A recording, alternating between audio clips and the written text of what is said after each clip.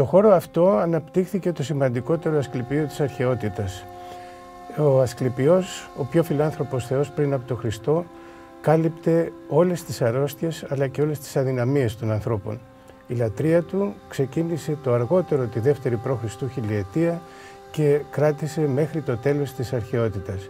Και εδώ καταγράφηκε η εξέλιξη από τη μαγική ιατρική, την ιατρική που δίνει ο Θεός, στην επιστημονική ιατρική, από την εμπειρία την οποία απέκτησαν οι ιερείς όλα αυτά τα χρόνια.